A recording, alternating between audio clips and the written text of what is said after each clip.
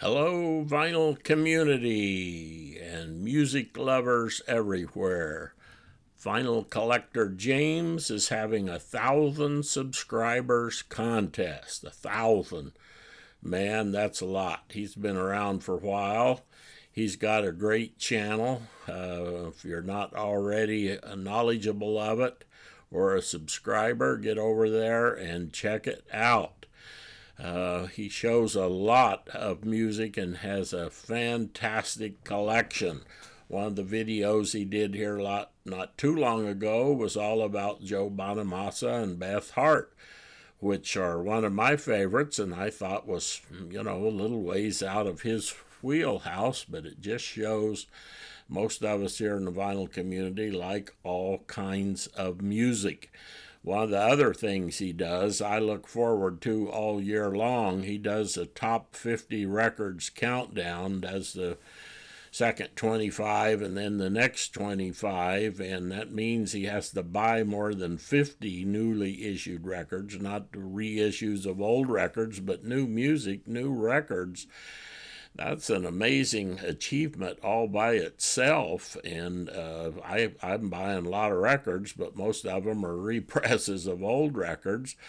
But one of the things that made me a little bit proud watching his top 50 is for the last 2 years, I only had, each year, I only had one record that I owned that I had bought in his top 50, and both times the record that I had made it into the top 5.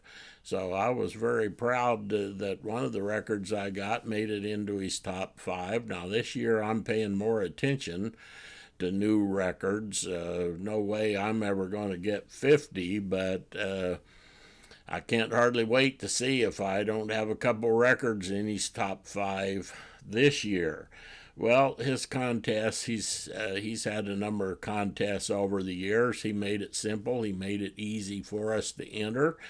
And the first question is, what's your grail? What's the record you really want you don't have? Well, I'm going to have to cheat a little bit here because I don't have one. And there's so much music I don't have and so much music available. But I had one that I'm going to consider a grail because I'm going to show two records here, and I got them originally on CD. They were not on vinyl.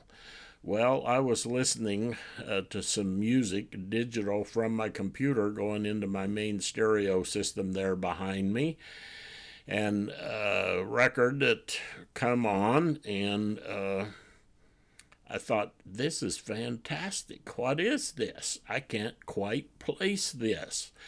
And so I got up and come over here to the computer to look and see what was it that was playing that I thought was so fantastic that I wasn't recognizing it. Well, it was this record.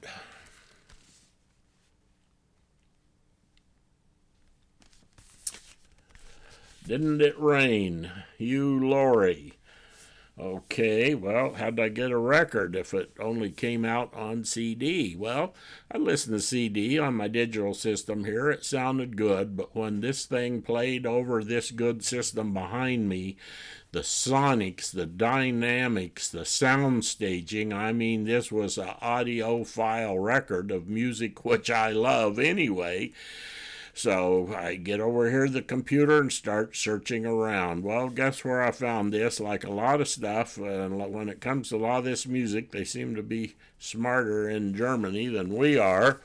So this is a German edition of the record, German pressing, double LP set, and this is going to answer the next question too, but I have another record, so it's not quite cheating. This is kind of old-time blues, New Orleans style with a lot of modern New Orleans guys working on it, playing with it. Hugh Laurie, of course, movie star, TV star in a lot of TV series. He's a pretty good piano player. He's a pretty good guitar player. And when I listened to the vinyl, he even turned out to be an excellent vocalist, which I like these vocals anyway. But once I got it and heard it on the vinyl. Holy cow, there's a little more to this. It ends up being a grail. I liked it so good and had to get it from Germany. I ordered 4 of them. I thought I'll pass a few of them out as VCLT. Well, 7 weeks have gone by and I haven't got my record. And so I contact the seller, and they had a tracking number which wasn't possible to track. I think they messed up the order somehow, so and they didn't want me to complain to eBay because I ordered it off of eBay. So about 5 or 6 days later, I got one at the post office, priority mail from Germany. Well, it only had 1 record in it. So I was really, is these guys a bad outfit or whatever? So I contacted them again, and I don't know, a week or 10 days later, I got another package with the other 3 records in it. So I don't know what happened, but I ended up getting all the records. So I'm happy, and Desert Island, or an island record, something we would take with us. This would be it, because the music is right in the middle of my wheelhouse. Really great variety on this record. And of course, the sonics are outstanding. This was his second record. His first record was Hugh Laurie, Let Them Talk.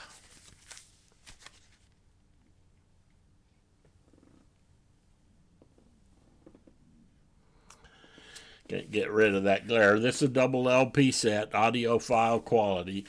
This was his first record, and one of the things he did, of course, he's a famous movie star, so he went down to New Orleans, and he could immediately attract the best people down there. He got Alan Toussaint to help him out.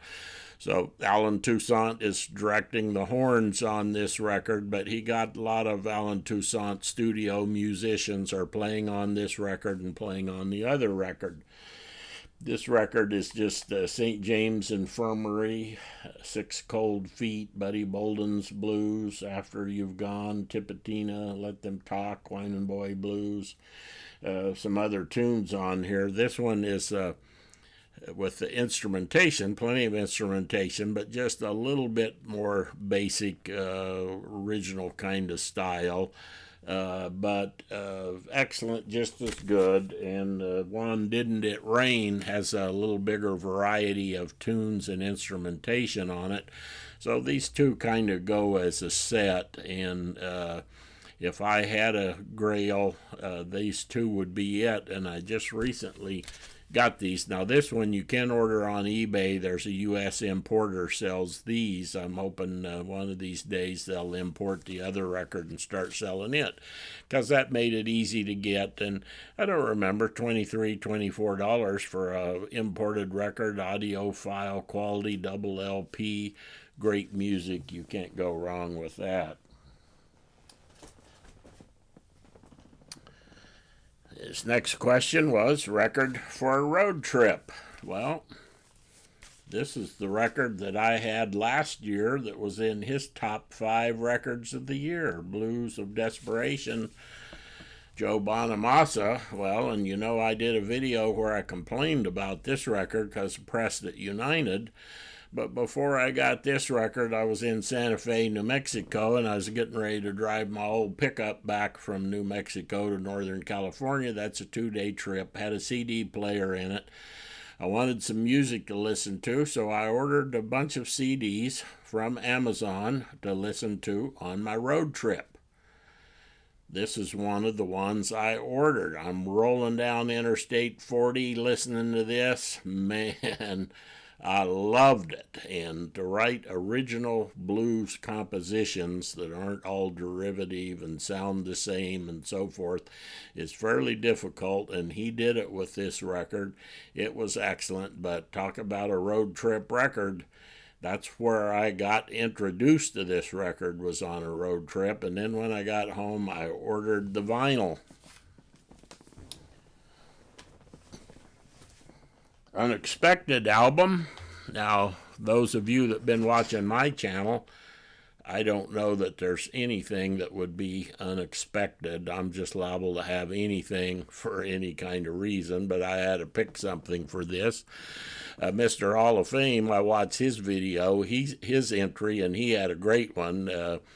Because if you watch his channel, he listens to all kinds of music, but he pulled out his record for this category, a record that you wouldn't expect him to have, and it was Kenny G, and I literally laughed out loud when I saw that. And of course, you know, nothing wrong with that.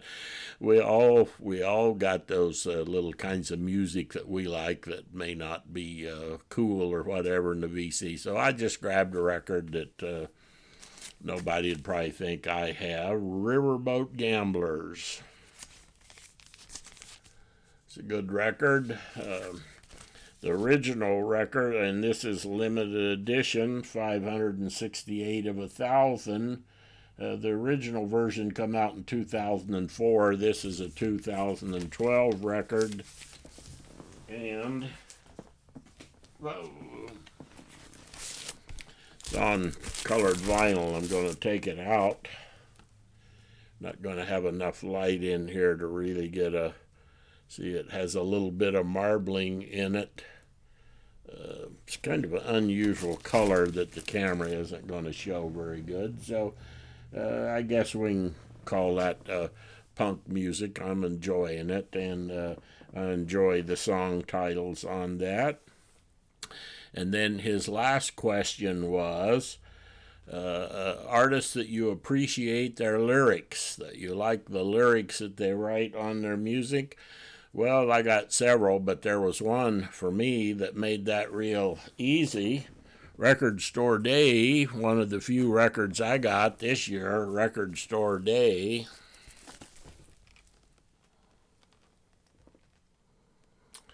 Randy Newman box set, Lonely at the Top, the studio albums, 1968 to 1977. Well, Randy Newman is the American poet. He's fantastic, and he was even listed on Time magazine as like a person of the year or something way back there 30 years ago as the American poet. They didn't mention it as musician, but the American poet. He's a terrific lyric writer. Everybody's familiar with Randy Newman. I got this Record Store Day, $99. Has 5 LPs in it. It's extremely well done. It's high quality. It wasn't a cheap package like a lot of times they do for Record Store Day. Everything about it's first class. I had all the Randy Newman anyway on records and CDs and multiple copies. I played one. Excellent vinyl, excellent sound quality. Come with a 45 single as like a bonus. I listened to that. It was fine, but the reason it didn't show on a record because the 2 tunes they had were 2 tunes I love, but neither version was as good as what they put on the record. That's why it was left over. So anyway, Record Collector James, if you're not familiar with his channel, Vinyl Collector James, excuse me, you get over there and find his channel, and you watch him. You can go back and watch some of his old videos, because if there's some group you're interested in, he'll do a video where he shows every record in their catalog and talks about them, and that's really informative. So thanks a lot, Vinyl Collector James, and I hope you enjoyed this video, and see ya.